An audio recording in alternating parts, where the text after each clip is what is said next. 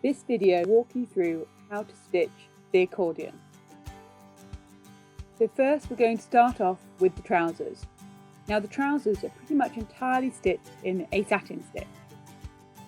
You can see here me getting started. So in this process you need to split the thread into threes. There's a separate video on splitting the thread and tying a knot, as well as separate videos on satin stitch. Do take a look at these videos as you get started, as these go into each of these three bits in more detail, whereas the video here will largely just focus on how to approach this particular musician. So here you can see I'm getting started and I'm stitching, filling in the black first in a satin stitch. So all I'm focused on is covering the whole area that's printed in black with the black thread. Don't worry too much about how neat your edges are here. It all looks very neat once you start adding in the white and the red around. Every so often you may also find you get a trail of thread like that, and see how there I just pulled that stitch back up again and took it back in. You're going to repeat the same process but then with the white. So you see again I'm using a satin stitch and I'm splitting the thread. It doesn't matter what order you do things in. You could fill all the black in, fill all the white, or do a bit of both. Either way it will end up looking exactly the same in the finished piece. So it's whatever you find most interesting to sew. So here you see I'm just approaching exactly the same way with the satin stitch, but I'm going right up against the black threads. I'll show you zoomed in. So here you go, you can see slightly more clearly how I'm going right in against where the black threads come out, so the threads cover all the fabric that's behind. Now in this video I'm just going to show you this small section of the trousers. You just repeat this whole process across the whole trouser.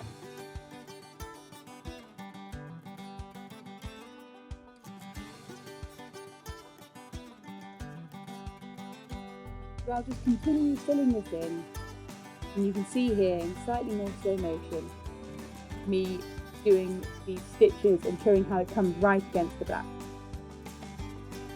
So once you've finished that white, what I'm going to show you next is how to add in the red.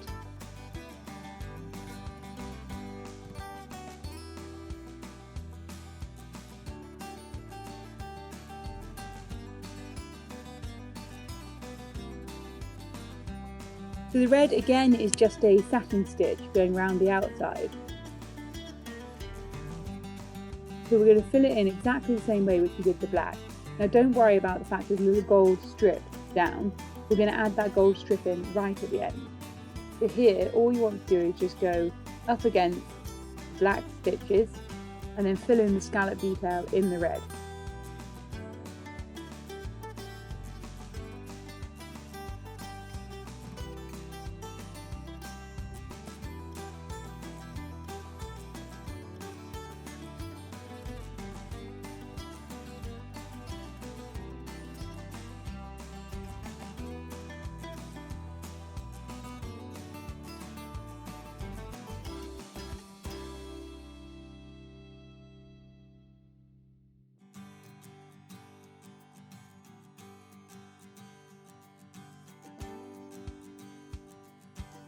So then, once you've done the red around the outside of the trousers, we then go on to do the waistband. The waistband is stitched almost exactly the same as how you've done the trousers, but this time I'm just going vertically with the stitches rather than horizontally.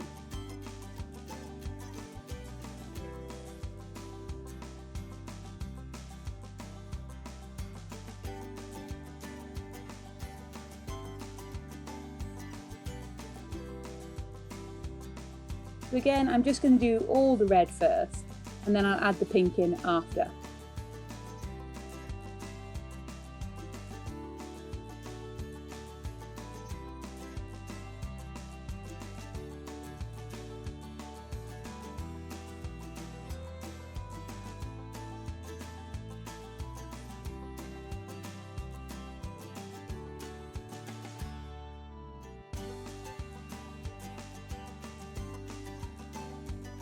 Then we're going to add the pink in before we add an outer edge. So you're just going to stitch directly between the two red sections.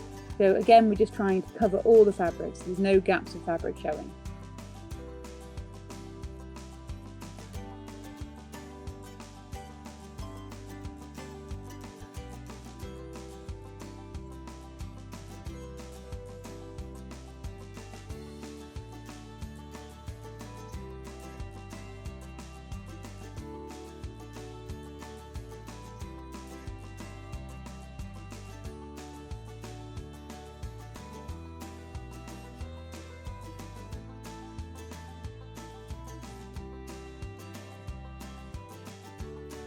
Now whilst I've got that pink thread, let me just show you how we're doing this sash here. So the centre of the sash is made up of chain stitch, and there's 2 rows of chain stitch side by side. So I'm going to be using a link method for the chain stitch. Do take a look at the other videos online, because I have videos showing you 2 methods, the link and the loop. Now you may find that you much prefer the loop method rather than the link, so it could be worth testing them both out on a scrap piece of fabric.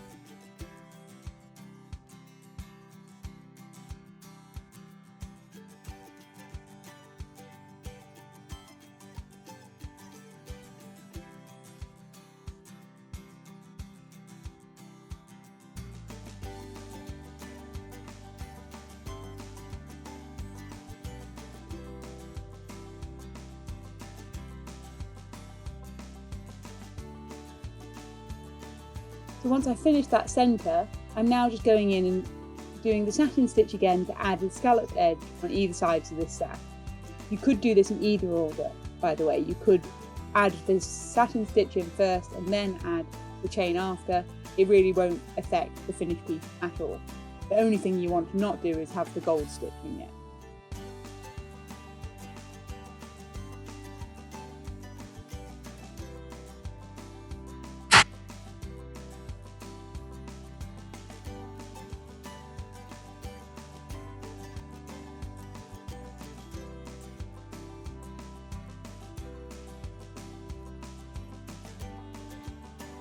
By the time you get to this stage, you'll be an absolute expert at your satin stitch. This will all be completely second nature. So now I'm just going to go back to the red thread and add a little bit of detail.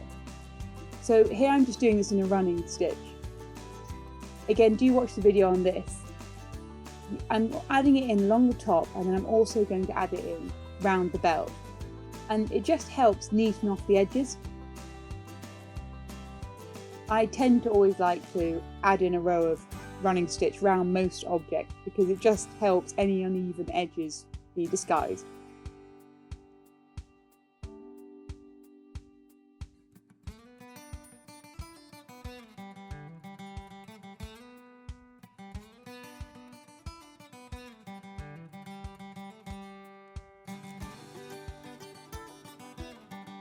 So then we'll just go down to the shoes whilst we're on the lower half of the body. And the shoes are in a satin stitch. You'll fill the whole thing. You could go left to right, but I prefer on the shoes to go vertically, keeping each of the individual stitches a bit shorter.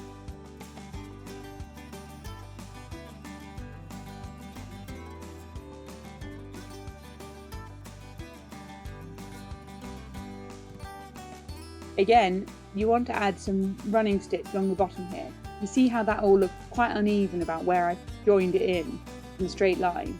And now as I add this running stitch in, it just makes the bottom look much neater. Almost like the sole of a shoe.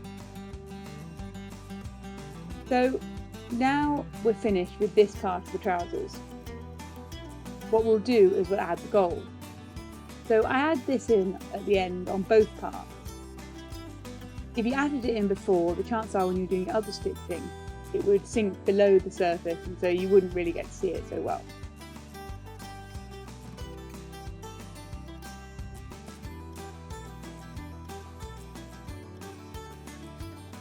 So now we're going to go on to the upper body. We're going to start with the arms, and the sleeves are all done in a chain stitch.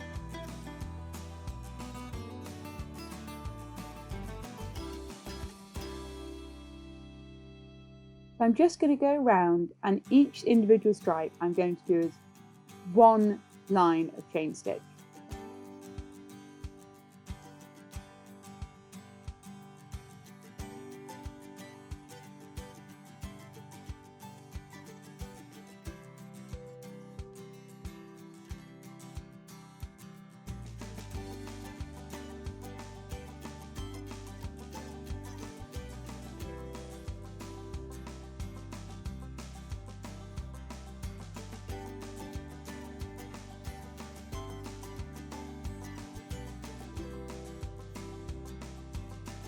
Once I've got the first colour done, I'm going to come back and fill in the second line. And that will just nicely fill the gap in between the two.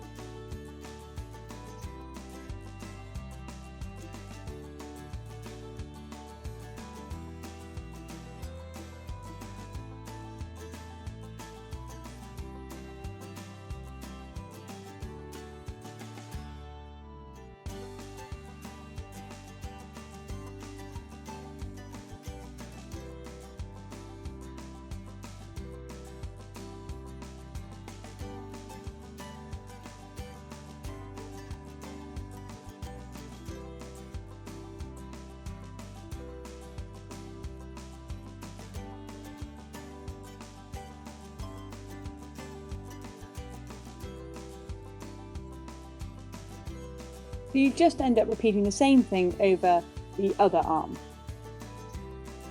So then on the main body, this is when we're going to start using our French knots. Do watch the other video on French knots showing some more detail on it. But the key thing to note here is we're doing all the French knots in the light pink. We're going to do two different sizes of them.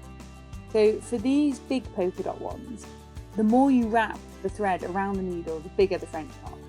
So you can see here, I'm going to wrap thread around it about 10 times, creating really big single French knots. You could practice these on another bit of fabric first, just to get the hang of it before going into the main thing. Or if there's one you're not happy with how neat it is, just cut it off and do again. Then there's also French knots going up around the body, and those ones I'm doing smaller, so I'm wrapping on those ones each about 3 times.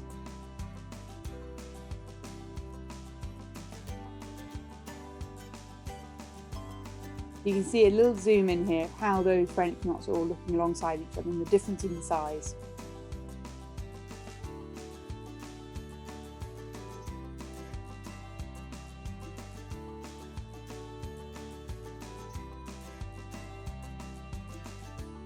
So whilst you're in the swing of French knots, let's go on to the hair. And that is also just made up of loads of French knots all close together. These ones I'm just doing a slightly smaller French knots, so all about kind of wrapping around 3 or 4 times.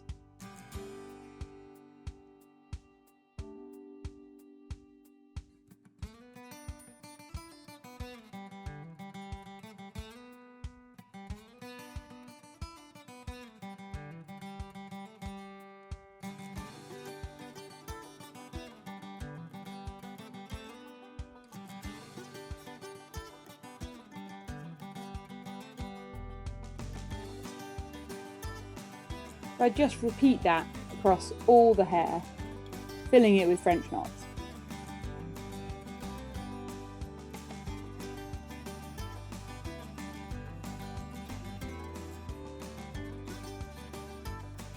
Now, whilst you have the black thread, I'm just going to go and overstitch the detail on the face, just using a few short little running stitches. And all here I want to do is just follow the lines that are printed.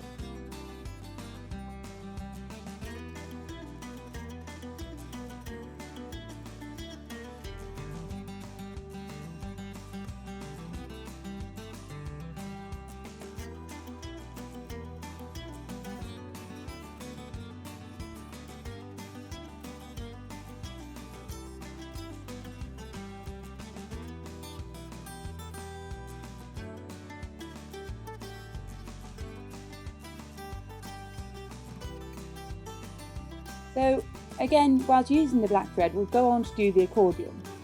And that's just made up of black and gold satin stitches. I work sort of top to bottom of the accordion, doing long vertical stitches.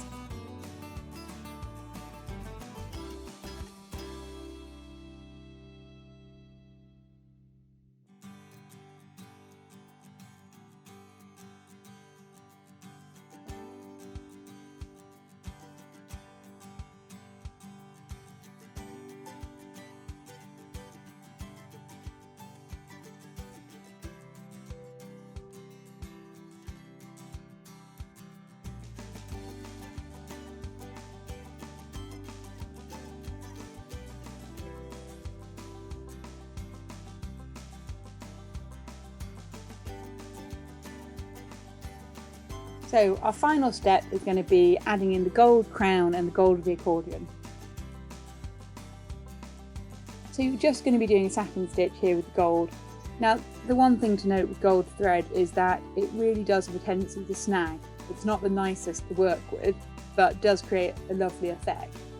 So some tips on how to make it easier to deal with. Firstly, I'd work in shorter sections, so kind of 30 centimetre lengths. What you'll find is that the end starts getting quite frayed, and so if you're finding that it's sort of getting itself in a knot, then what you can do is just trim the end off quite regularly as you're sewing with it.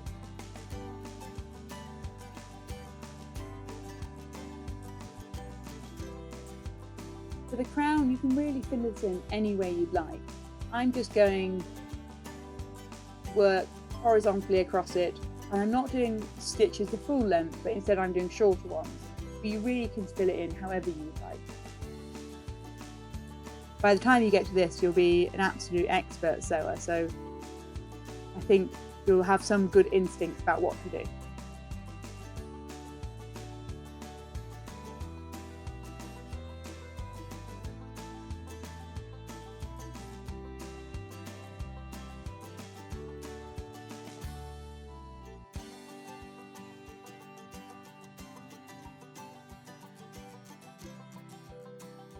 So once you've finished the crown as well, then you're done.